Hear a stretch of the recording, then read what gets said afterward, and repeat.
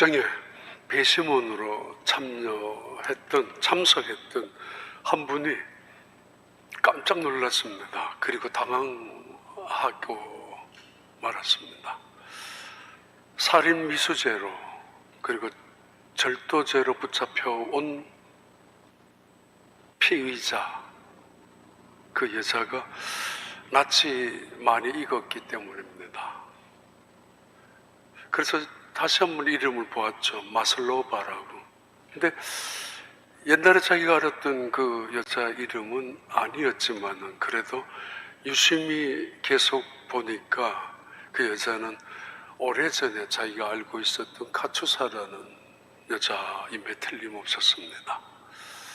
기억을 더듬으면은 오래전에 뭘 몰라서 철부지 시절, 청년 시절에 고모 집에 갔다가 하녀로 일하던 그 카투사를 좋아하다가 결국은 아이를 임신케 하고는 그리고는 도망치다시피 떠나버렸던 이 남자, 오랜 시간 후에 배심원으로 참석했던 그 자리에 바로 잡혀온 한 여인이 그때 그 여자란 말입니다. 카투사. 지금 이름은 마슬로바이지만은 그 남자 이름은 네필로도프입니다. 아이를 갖고 나서 주인 집에서 쫓겨나고 그리고 그 상류층 사회 귀족들이 강자가 되어 있는 모스크바, 그때 당시에 견딜 수가 없는 잔인할 정도로 어려움을 겪었던 이 여자, 그 여자가 무고하다라는 것을 알고 있고 그리고 누명을 썼다는 것도 알고 있었던 이 배심원으로 들어갔던 네필로도프는 그 여자를 돕기 위해서, 구출하기 위해서 많은 애를 쓰지만은 그러면서 감옥교대에서 죄수들의 여러 가지 상황을 접하면서 많은 사람들이 억울한 피해를 당하고 있다는 것도 알면서 그는 괴로워하기 시작하죠. 그러나 그의 노력에 헛되어 그 여자는 시베리아로 유배를 가고 맙니다. 그때부터 일어나는 내심의 어떤 갈등의 이야기, 동시에 이 여자에게도 일어나는 내심 마음속에서 일어나는 어떤 고민, 이런 이야기들을 그 유명한 톨스토이는 부활이라는 단어로 주제를 갖고 책을 썼습니다. 그 책 속에 나오는 이야기입니다. 전쟁과 평화 40대, 50대 안나 카라니나 71세의 마지막 작품으로 대작이죠. 부활이라는 책을 썼습니다. 상류층에는 무한정 간대하고 있는 법, 귀족들에게는 수많은 오히려 방패가 되어주고 있는 법들 앞에서 하류층 천민들에게는 정말 잔인할 정도로 압박을 가하는 법, 그러면서도 상류층의 타락한 도덕성을 보면서 고발했던 내용들의 책이죠. 토스토옙스키의 죄와 벌도 마찬가지입니다.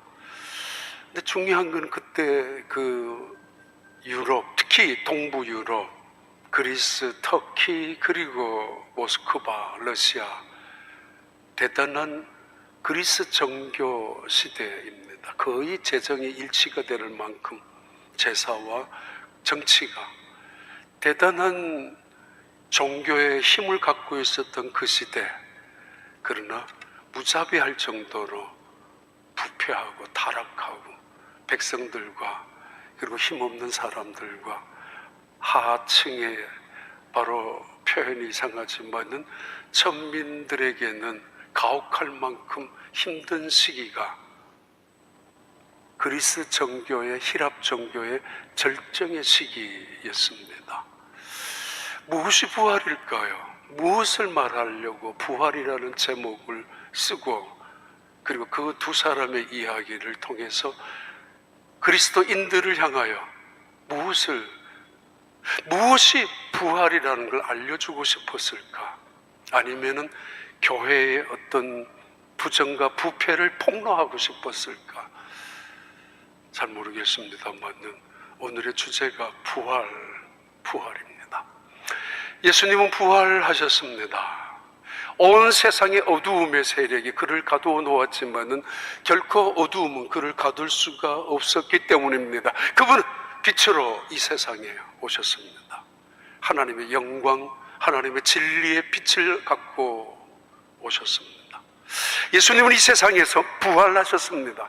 죄의 형벌을 당하시고 죄의 값을 지불하시기 위하여 무덤에서 묻혀지셨지만은 그러나 그는 의인이고 하나님의 아들이기에 결코 그 죄가 그를 얽어 매을 수가 없었습니다. 그는 죄의 권세를 깨뜨리고 무덤을 열어젖히고 일어나셨습니다. 우리는 그것을 부활이라고 합니다. 예수님 부활하셨습니다. 부활주의는 아니지만은 예수님 다시 말합니다. 부활하셨습니다. 바로 사탄과 마귀의 권세, 세력, 그 사탄과 마귀의 머리를 찌밟고 순식간에 일어나셨습니다. 그는 하나님의 권세를 갖고 계셨던 능력을 분이기 때문에 사탄과 마귀는 결코 그를 묶어 놓을 수가 없었기 때문입니다. 예수님은 부활하셨습니다. 온 세상에 사망이 왕노릇하는 이 세상에 누구도 피해갈 수 없는 죽음 앞에서 그는 죽음을 맞닥뜨려서 죽음아 오라고 맞이했었고 그리고 죽음을 딛고 무덤을 열어젖히고 일어나셨습니다. 그분은 생명이기 때문이고 그는 생명의 본체이기 때문이라서 아니 하나님은 그를 죽은 자 가운데서 살리셨고 아니 그분은 스스로가 죽은 자 가운데서 일어나셨습니다. 신적인 자동사와 신적인 타동사를 동시에 갖고 계셨던 그는 죽음에서 다시 일어나신 분입니다. 그분은 생명이기 때문입니다. 이걸 기독교라고 합니다. 예수님은 다시 살아나셨습니다. 말씀하신 대로 살아나셨습니다. 내가 죽으면 사흘 만에 일어날 거야. 이 세상에 누가 그런 말을 하고 죽었습니까? 내가 죽으면 내 무덤에 침을 뱉어라. 괜찮아. 내가 죽고 나면 내 억울한 마음 알아주기라도 하듯이 아마 내 무덤에서는 이런 꽃이 피게 될 거야. 아니면 잔디가 나지 않을 거야. 어떤 영웅이나 어떤 과학자나 대단한 과학자나 어떤 천재적인 학자나 아니면 대단한 영웅들이 죽으면서 그 침대에 그냥 놔둬 내가 다시 돌아올 거야. 그 옷장에 옷 하나도 버리지 마. 내가 다시 와서 입을 거야 라고 말했던 사람 있었습니까? 누구도 없었습니다. 죽으면 끝이기 때문입니다. 죽어서 다시 살아난 사람은 아무도 없었기 때문입니다. 그런데 예수님은 말씀하셨죠. 내가 죽고 사흘 후에 다시 살아날 것이라고. 그렇게 부활하셨습니다. 말씀하신 대로. 그는 하나님의 아들이고 그리스도이기 때문입니다. 그리고 그분이 말씀하셨던 천국의 복음, 그 모든 복음은 진실이라는 사실을 입증하셨고 그분의 천국을 대해서 가르쳤던 이 모든 가르침의 내용은 진리라는 사실을 그분의 부활을 통하여 입증되고야 말았습니다. 이 세상에 누가 내 무덤 석간으로 아니면은 목간으로 만들지 마. 그냥 천으로 덮어놔.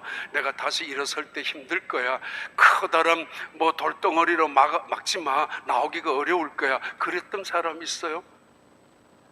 없습니다. 그분은 부활하셨습니다. 말씀하신 대로 돌무덤이 열렸고 그래서 그는 일어나셔서 이 세상으로 걸어 나오셨습니다. 2000년 전에 바로 예루살렘에서 있었던 그 부활의 사건을 통해서 오늘도 세상은, 지금도 세상은, 기독교는 존재하고 있습니다. 그 이유는 부활의 종교이기 때문입니다. 예수님 말씀하셨습니다. 내가 다시 올 거야. 곧 올 거야. 천사도 증언했습니다. 너희들이 본 대로 이 예수님은 다시 곧 오게 될 것이라고. 그렇습니다. 언젠가는 오시게 될 겁니다. 그날이 다가오고 있는 것, 가까이 정말 가까워졌다는 사실은 누구나 인정하게 됩니다. 주님 다시 오시는 그날, 우리가 살아있다면 휴거를, 주님과 함께 딜리움을 당하는, 또는 미리 죽었다면, 잠자는 자라면 주님 오시는 그날 다 부활할 수 있는 하나님의 사람들, 그런 백성들이 주님의 사람들이 되시기를 진심으로 축복합니다. 예수 믿으면 한 단어, 한 문장이 있습니다. 예수 믿으면 구원받아. 구원이 뭐죠? 천당 가는 거야. 옛날에는 조금 좀 어줍지 않게 그렇게 예수 믿고 천당 가자고, 이게 핵심이죠. 사실은 조금 바꿔서 좀 있는 것처럼 보이기 위해서 예수 믿고 구원받아서 천국 가자고 말은 바꾸었지만은, 원래 그 옛날에 했던 모든 말들 한 문장으로 예수 믿고 천당 가자고, 이것이 구원의 한 문장이고 교회가 갖고 있는 슬로건이고, 그리고 기독교의 한 핵심적인 문장이기도 합니다. 그럴까요? 기독교 전부가 예수 믿고 천당 가는 것이 전부입니까? 그것이 구원입니까?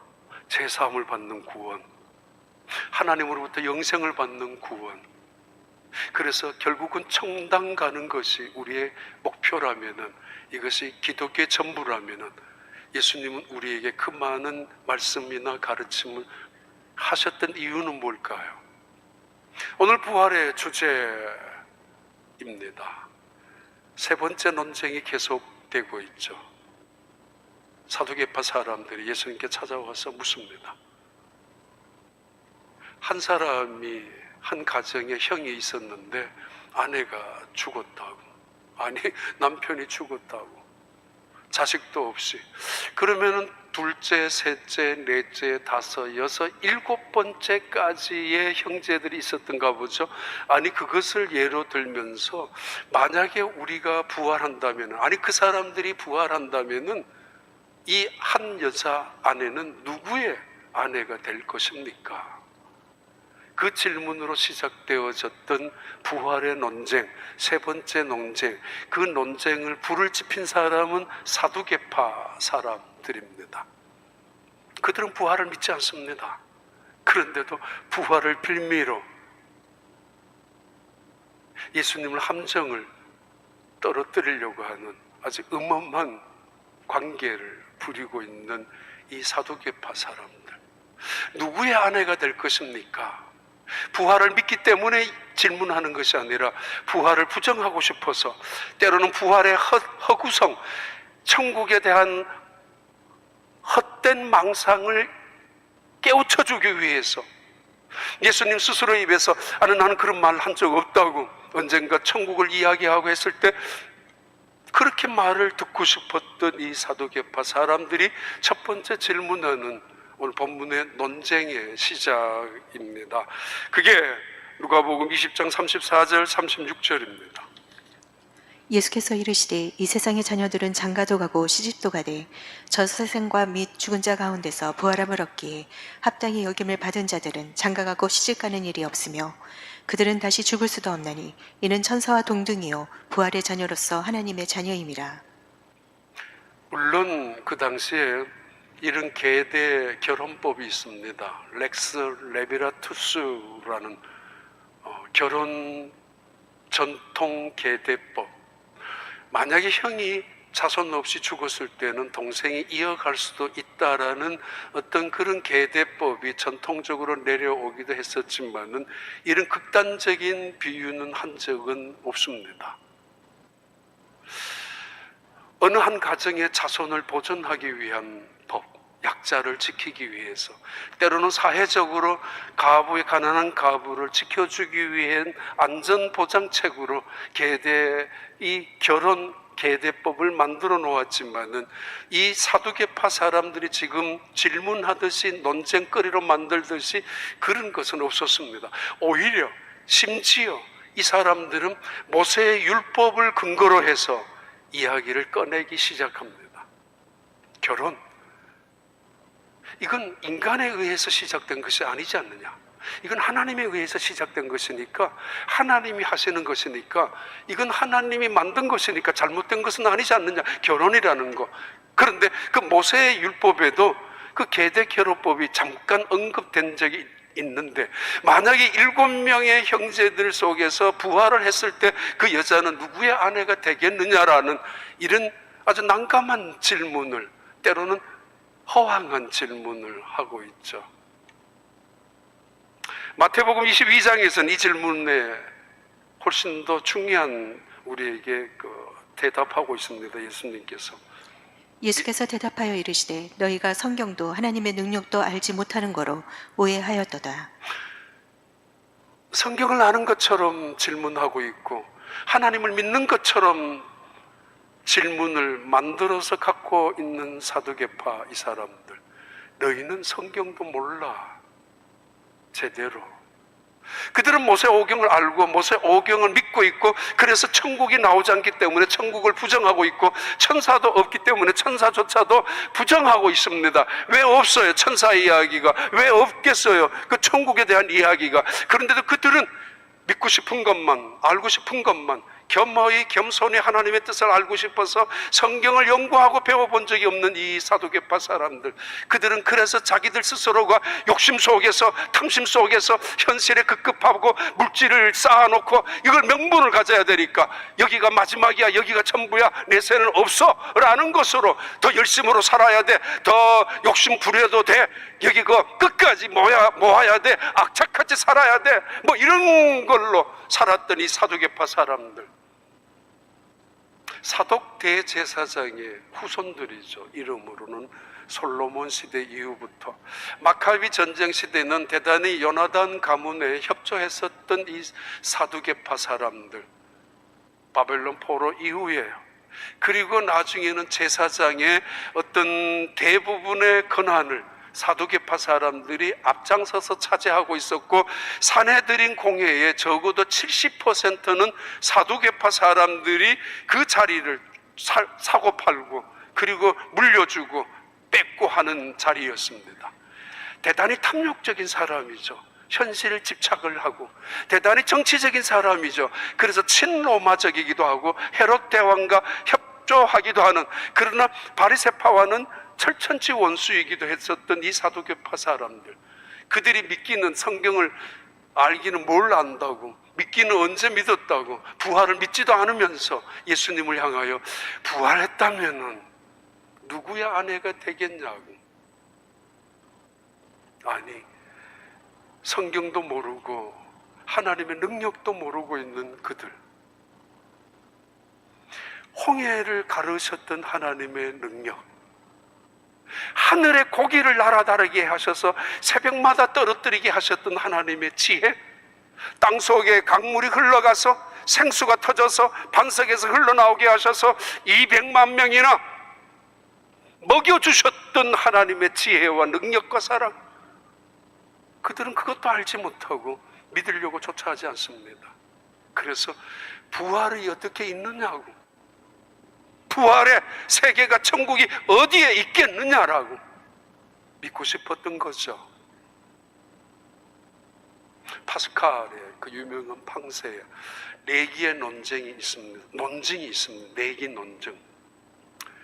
천국 죽어봐야 알지, 네 죽어봤어? 그런 논쟁인데, 천국이 있다에 나는 전부를 걸겠다고, 없으면 그만이고, 어떤 사람은 나는 천국이 없다에 모든 걸 걸겠다고, 있으면 그만이고. 그런데 이 논쟁은 무지무지한 게임입니다. 천국이 없다라고 믿는 사람에게 만약에 천국이 있다면 그는 이 세상에서 겪을 수 없는 모든 불행과 가졌던 모든 소유를 잃어버리게 되는 것은 그런 게임이기 때문입니다. 어차피 난 천국에 있는 걸로 믿겠어. 거기에 논증에 거기에 내기를 올인을 했다면은 다행으로 있으면 모든 것을 얻는 것이죠. 없다면 잃는 것은 없습니다. 제로입니다. 그 내기 논증을 파스칼은 팡세에서 하고 있죠. 어리석은 인간들에게 제발 천국이 있다 없다, 너의 인간의 지식이나 지혜나 현재 인간의 세상의 판단 흐름을 통해서 어떤 트렌드를 통해서 판단하지 말라고.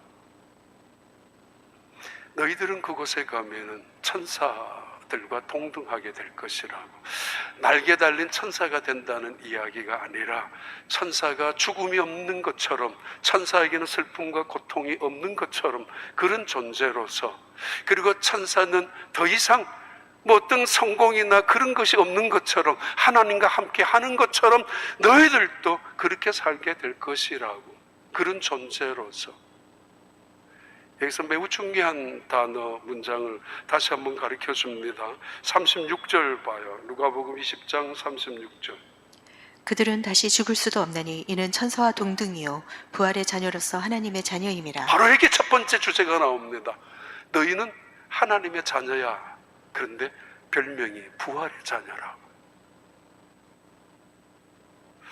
부활을 부정하고 있는, 때로는 바리새인들 부활을 믿고 있지만은 말로만 떠들고 있는 그들을 향하여 하나님의 백성은, 하나님의 자녀는 부활의 자녀라는 사실을 증언하고 있고 확신하고 있고 그들에게 깨우치고 있죠. 하나님의 백성은 누구인가? 요한복음 1장 12절입니다. 영접하는 자 곧 그 이름을 믿는 자들에게는 하나님의 자녀가 되는 권세를 주셨으니, 하나님의 자녀가 되는 권세, 그 권세는 곧 영생과 그리고 생명이었지만은 그 영생과 생명은 바로 부활을 의미한다는 뜻입니다. 너희는 부활의 자녀라. 예수님이 부활하셨습니다. 어두움을, 사탄의 세력을 짓밟고 죽음의 세력을 억누르고 그들이 왕노릇하는 이 세상에 생명이 왕노릇하는, 구원이 왕노릇하는, 은혜가 왕노릇하는 세상으로 예수님은 부활하심으로 바꾸어 놓으셨습니다. 그 예수 그리스도의 부활을 믿는 사람들을 예수님께서는 부활의 자녀라고 선언하고 있고 확증하고 있습니다. 왜 두렵습니까? 죽음이 두렵죠. 왜요? 내가 어떻게 하지 만약에 지옥이라도 간다면? 왜 사는 것이 허망합니까? 이것이 이대로 끝이라고 생각할 수 있을 때, 내 모든 수고가 헛수고가 되고 내가 악착같이 모았던 재산도 아무 소용도 없어졌을 때 헛살았다라고. 이게 뭐지? 억울하기도 하고 탄식도 하죠. 왜요? 부활의 의미를 모르고 있고, 그래서 천국의 의미를, 그 소망을 모르고 있기 때문에. 우리를 가리켜서 말합니다. 부활의 자녀라고. 로마서 8장 21절 말씀입니다. 그 바라는 것은 피조물도 썩어짐의 종로를 탄 데서 해방되어 하나님의 자녀들의 영광의 자유에 이르는 것이니라. 하나님의 자녀들, 다시 말하면 부활의 자녀들은 부활의 신앙으로 살아가는 것이고 부활의 능력으로 살아가는 것이며 부활의 영광으로 살아가는 사람들, 그들이 부활의 자녀이며 그들이 하나님을 믿는 하나님의 백성들이라는 이야기입니다. 예수님께서는 지금 천국에 가면은 이 세상의 가치관이나 기준을 가지고 천국도 똑같이 살 것이 아니냐라는 어떤 그런 기준으로 유치한 방법으로 설명하고, 그리고 예수님에게 도전하고 있는 그 사두개파 사람들을 향하여 단호히 거절합니다. 그 하나님의 나라는 천사와 같다고, 결혼 없다고, 그리고 먹고 마시는 것이 아니라 의와 평강과 희락이 있는 곳이라. 그 유명한 박영용 교수님이 강의하는 영상 속에 오래전에 제 마음에 오랫동안 기억이 난 적이 있습니다. 그래서 이번 주에도 기억이 났는데, 어떤 분이 물었어요. 교수님, 천국은 도대체 있습니까?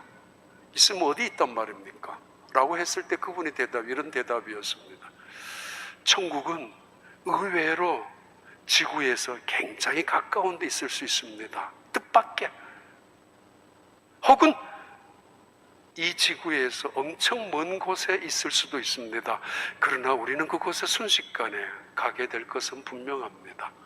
왜냐하면 하나님은 천국을 갖고 계시는, 만들고 있었던 분이기 때문입니다. 인간의 지혜, 우리 어렸을 때 시골에 자랄 때만 하더라도 자전거 하나면 뭐 부자 뭐 정도는 아니지만은 차가 어디 있습니까? 동네에 핸드폰 없습니다. 동네 이장집에 아니면은 우체국에. 요즘 바다에 가도 핸드폰 터지고 산속에 가도, 아니 전화만 합니까? 온갖 영상, 온갖 정보 다 쏟아집니다. 돈 좀 있는 사람 바다 밑에까지 관광 가고, 얼마 전에는 달나라 하성까지 탐사하기도 하고, 패키지로 부자들, 그 유명한 뭐 일론 머스크는 그런 나라, 그런 지구 밖의 세상을 찾고 있지 않습니까? 굉장한 세상입니다. 상상도 못했던 세상에 살아갑니다. 인간의 지식이, 인간의 지혜가 이 세상을 그렇게 만들고 바꾸어 가고 있습니다. 어찌 하나님이 그 지혜로, 천지를 창조하셨던 하나님이 어찌 그 능력으로 천국 하나 못 만들겠습니까? 예수님은 우리를 향하여 하나님의 자녀라고, 하나님의 자녀라고. 그런데 그 하나님의 자녀의 또 다른 이름은 부활의 자녀라고. 그래요. 다시 말합니다. 부활의 자녀로서 이 세상에 어떤 거친 파도나 어두운 터널 같은 세상 속에 때로는 힘든 일이 있다 할지라도 그 부활의 능력으로 이겨나가시길 바랍니다. 또 하나가 있죠. 예수님이 이렇게 말씀하십니다. 누가복음 20장 37절입니다. 죽은 자가 살아난다는 것은 모세가 가시나무 떨기에 관한 글에서 주를 아브라함의 하나님이요 이삭의 하나님이요 야곱의 하나님이시라 칭하였나니. 하나님은 부활의 자녀의 하나님이십니다. 그리고 하나님은 예수님께서 가르쳐 주십니다. 사두개파 사람들에게, 바리새파 사람들에게도 동일하게, 그리고 온 세상을 향하여 우리에게 말씀합니다. 하나님은 아브라함의 하나님, 이삭의 하나님, 야곱의 하나님이라고. 이게 무슨 뜻인지 아느냐고. 무슨 뜻이에요? 무슨 의미예요? 아브라함의 하나님, 이삭의 하나님, 야곱의 하나님. 유대인들은 눈만 뜨면, 눈 감으면 누구나 인정하고 고백하는 그 조상들의 이름들. 예수님께서 이 말씀을 왜 하셨을까요? 바로 그들이 모세의 이야기를 했기 때문에 예수님은 다시 모세의 이야기를 꺼내면서 말씀하셨지 않습니까? 모세가 어느 날 하나님이 찾아왔을 때 느닷없이 너 내 백성을 데리고 나와야 돼. 내가 너를 지도자로 세웠어. 나 못합니다. 그 모세 신드롬이라고 하는, 나 못합니다. 나 지금 나이가 몇입니까? 나 못합니다. 뭐 능력도 없습니다. 이제 와서. 그리고 또 하나는 난 당신이 누군지 모릅니다. 성경도 모르고 하나님도 모릅니다. 솔직히 고백하죠. 이때 하나님 말씀하셨던 말씀이, 야, 나는 스스로 있는 자야. 야훼. 그러나 이거는 굉장히 추상적이죠. 매우 형상화된 말씀으로 하나님은 자기를 모세에게 계시하셨습니다. 나는 아브라함의 하나님, 이삭의 하나님, 야곱의 하나님이야. 대단히 계시적인, 이거는 매우 형상화시켰던, 그리고 그림적인 설명으로 자기를 계시한 것입니다. 아브라함, 그들의 조상입니다. 죽었습니다. 티끌만 남았을까요? 이삭, 야곱, 그들의 조상이었습니다. 이스라엘 민족의 12지파의 조상이기도 합니다. 그들은 죽어갔습니다. 이제 흙덩어리 아니면 재로, 한 줌의 재로 남아있을 뿐이었을 것입니다. 만약에 티끌로만 남아있다면, 한 줌의 재로만 남아있다면 하나님이 나는 아브라함의 하나님, 이삭의 하나님, 야곱의 하나님이라고 말했을 턱이 있겠습니까? 무슨 소용이 있어요? 무슨 의미가 있어요? 아니 그것은 귀신의 아버지, 귀신의 하나님이야 다름없지 않습니까? 다른 말로 아브라함은 지금도 살아있어. 죽었지만 이삭, 야곱도 지금도 살아있어. 내 곁에 있어.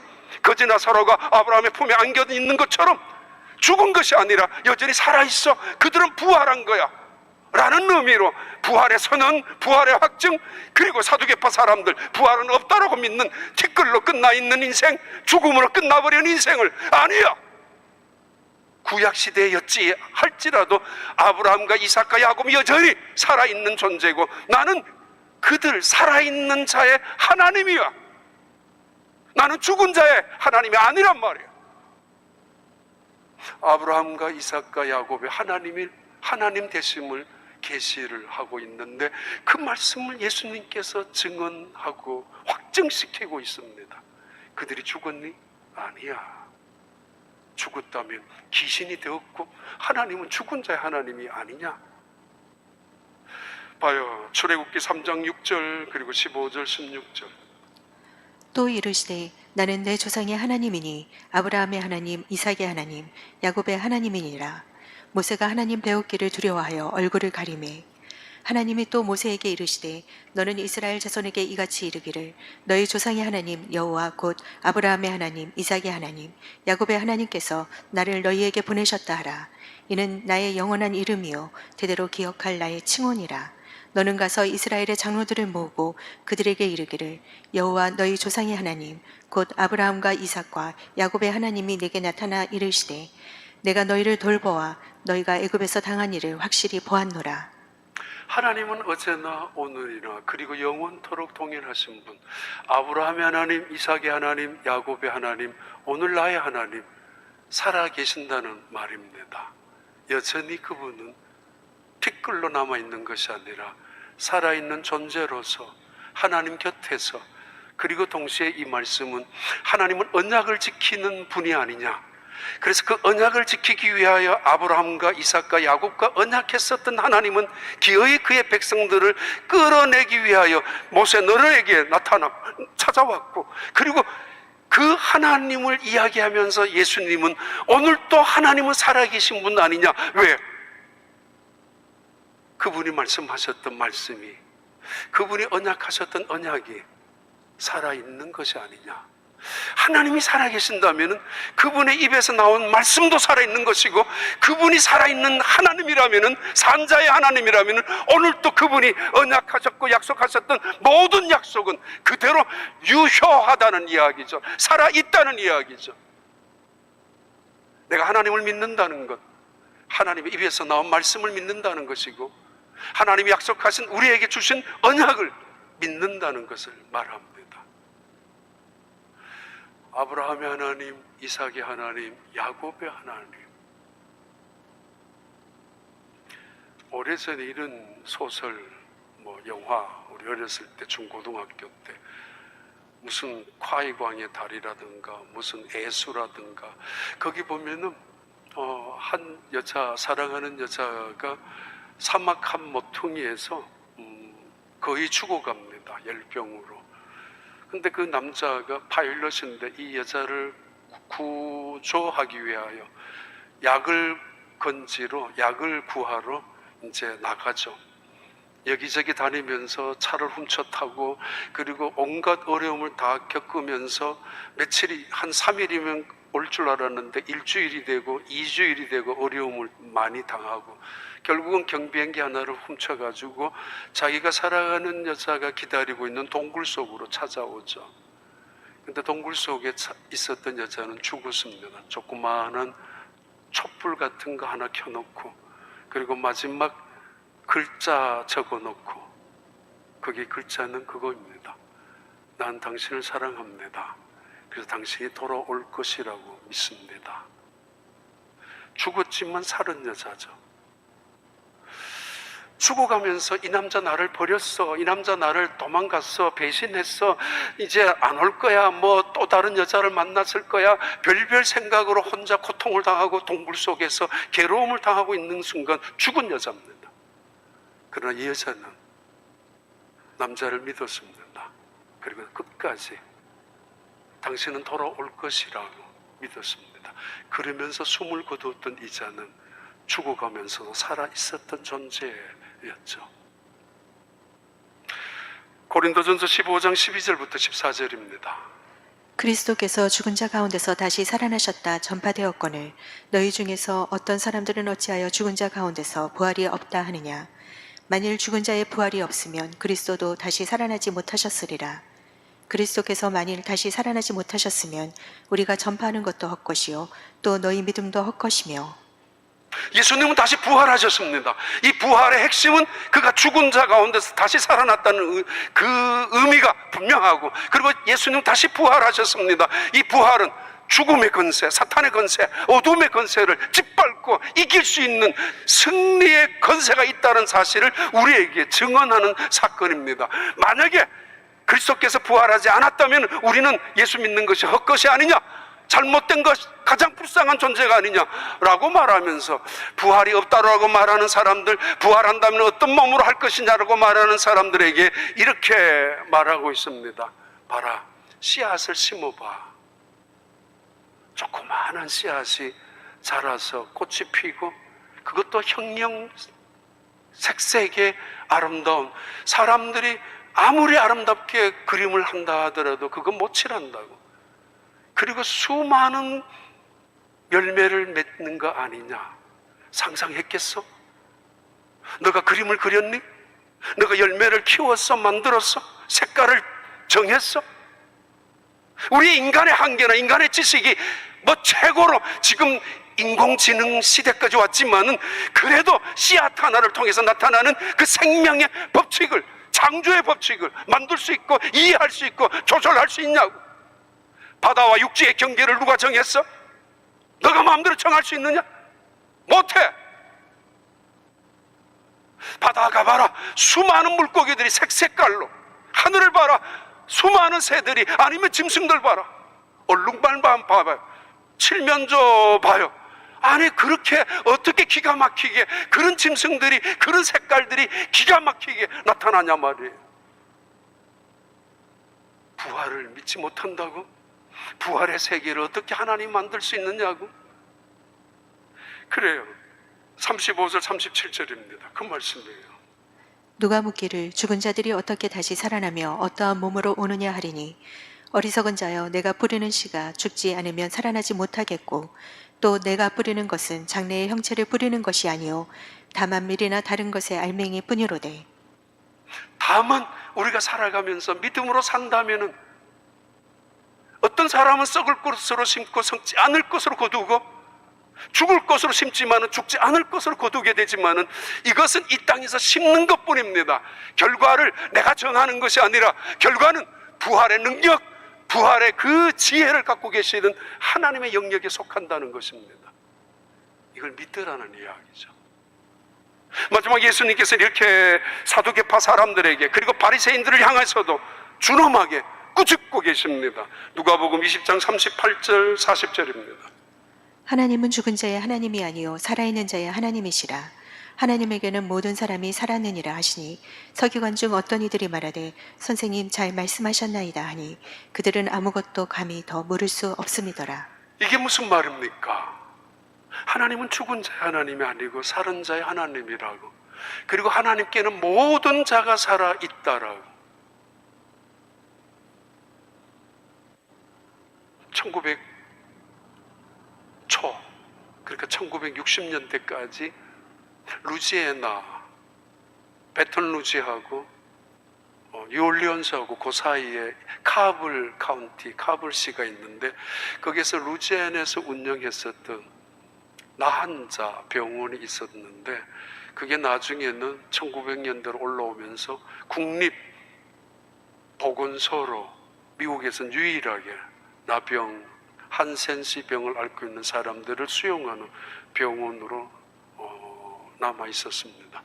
거기서 일어난 이야기입니다. 브랜던 맨힘이라는 구도자, 일주일에 한두 번 이상은 그 병원에 가서 나한 자들의 손을 잡아주고 그분들의 임종을 지켜주기도 했었던 브랜던 맨햄이라는 그분. 어느 날 연락이 왔습니다. 한 나한자 한 분이 임종을 앞두고 있으니까 빨리 오셔서 기도 좀 해달라고. 그 연락을 받고 쫓아가는 이분, 비가 아주 추적추적 내렸던 그날이었던가 봐요.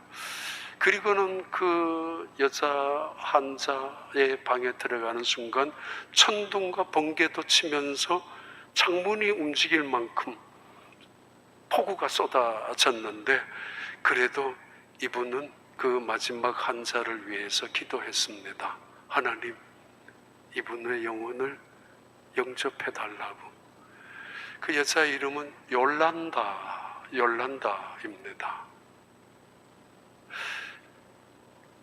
기도를 마치고 난 다음 폭우가 멈추었고, 폭우가 쏟아지는 것이 멈추고 난 다음 금방 햇빛이, 따뜻한 햇빛이 창문을 통해서 들어오면서 이 요란다 얼굴에 가득히 햇살이 머물렀던가 봐, 환하게. 이 순간에 요란다가 이런 고백을 했습니다. 나의 사랑, 나의 어여쁜 자여, 일어나 나와 함께 가자. 이제 비도 그치고 겨울도 그치고 산에는 새소리가 울고 그리고 비둘기 소리가 들리는구나. 나의 사랑, 나의 어여쁜 자여, 비둘기같이 소리를 내는 자여, 내가 너의 얼굴을 보고 싶구나. 내가 너의 따뜻한 목소리를 듣고 싶구나. 나의 사랑, 나의 어여쁜 자야, 일어나 함께 가자. 그리고는 운명하셨다고. 그 요란다 그 두 눈은 움푹 파여졌겠죠. 코는 문드러졌었죠. 입은 삐뚤어져 있었죠. 흉측한 얼굴이었습니다마는 원래 요란다 그분은 멕시코에서 미스 멕시코로 당선될 만큼 한때는 눈부신 미모를 가지고 있었던 여자였는데, 어쩌다가 그 조직폭력배에 끌려가지고 루지아나에 와서 살다가 어쩌다가 감염이 되어서 그 지독한 처참한 질병에 마지막 보냈었지만은 마지막 순간 하나님이 그에게 들려준 음성이었습니다. 거기에 있었던 직원들이 이야기했대요. 이 여자는 성경을 못 읽는다고. 왜냐하면은 영어 한 줄도 못 읽고, 그때 당시 스페니시 성경도 많이 없었기 때문에 스페니시조차도 사실 제대로 읽지 못하는 문맹인이라고. 어쩌다가 다른 분들이 성경을 읽어주면 조용히 그 성경을 듣고 눈물을 흘렸을 뿐인데, 그리고 아가서 2장 이 내용은 누구도 읽어준 적이 없고 들려준 적도 없는데 그대로 하나님이 하셨던 말씀 그대로 이 여인 요란다가 한 겁니다. 나의 사랑, 나의 어여쁜 자야, 일어나 나와 함께 가자고. 내 집으로 가자고. 천국으로 가자고. 어쩌면 한 인생 속에서 마지막 한 5년, 10년 나한 자로서 살아있는 것 같지만 죽은 자로서, 죽은 거나 마찬가지로 때로는 사람도 아니고 짐승도 아닌 그런 대우를 받으며 살아갔던 사람이지만은 하나님은 그를 산 자로 여겨주셨다는 이야기며, 더더구나 천국은 있다라는 이야기죠. 분명히. 동시에 하나님은 모든 산자의 하나님이라고. 수백 년 전부터 죽은 자들, 언젠가 주님이 다시 오시는 날, 재림하시는 날, 영광스러운 심판의 날, 그날 온 세상 모조리 다 살리게 될 것입니다. 그래서 하나씩 다시 심판하게 될 것입니다. 다시 부활하게 하셔서 영광스러운 부활의 자리에서 한 명씩 영원한 천국으로, 영원한 지옥으로. 그래서 모든 사람, 여전히 잠자는 것 같이 있는 모든 자들은 여전히 죽었지만은 하나님 앞에는 살아있는 자입니다. 톨스토이가 부활을 왜 그렇게 이야기했을까? 죽었다가 다시 살아나는 부활을 이야기하는 것이 아니라 그는 네필로도프 자기가 그렇게 노력을 했는데, 그래서 간신히 황제의 사면을 받아서 석방을 받을 수 있었던 기회가 있어졌는데도 카투사는 거절합니다.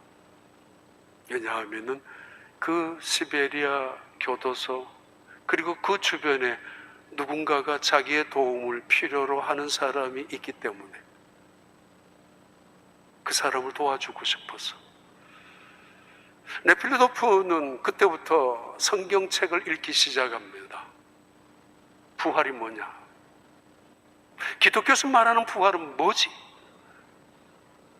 그리스 히랍 종교에서 말하는 부활, 도대체 그 부활을 믿으면서도 이렇게 타락하고 결국은 공산주의로 다 넘어가고 지금 전부 알코올 중독자로, 터키나 그리스는 유럽에서 가장 가난한 나라로 히랍 종교가 수백 년 동안에 종교를 희석화시켜버리고 종교를 그냥 형식화, 돌무덤처럼 만들어버렸던, 남아있는 건 전부 유물이죠, 박물관이죠, 기념품이죠, 생명이 없는 종교죠. 오래전에 모스크바 생트 페테르부르크 제사 드릴 때 한번 참석했었는데 사제 복을 12번 갈아입었습니다. 아니 7번 갈아입었습니다. 근데 나중에 이야기합니다. 데리고 가서 원래 12번 갈아입는다고. 말씀이 중요한 게 아니라 그들이 제사복이 중요하기 때문에 7번이나 왔다 갔다 하면서 의복을 받고 입는, 그게 히랍 종교였다고. 생명 없는, 부활이 관심도 없는. 네필도프는 성경책을 읽으면서 부활을 경험하기 시작하죠. 그리고 카투사란 여인은 이웃을 도우면서 부활이 무슨 의미인지, 십자가가 어떤 뜻을 갖고 있는지를 깨닫기 시작합니다. 그것을 해결하고 하고, 그것을 거듭남이라고 하고, 그것을 구원이라고 하고, 그것을 기독교라고, 크리스찬이라고 그들을 그렇게 부르지 않습니까? 부활. 죽어서 가는 천국도 있지만은 이 땅에서도 경험하는 부활. 요한복음 11장에 예수님이 이렇게 증언합니다. 마리아 마르다를 향하여 마르다가 이르되 마지막 날 부활 때에는 다시 살아날 줄을 내가 아나이다. 예수께서 이르시되 나는 부활이요 생명이니 나를 믿는 자는 죽어도 살겠고 무릇 살아서 나를 믿는 자는 영원히 죽지 아니하리니 이것을 내가 믿느냐. 이르되 주여 그러하외다. 주는 그리스도시요 세상에 오시는 하나님의 아들이신 줄 내가 믿나이다.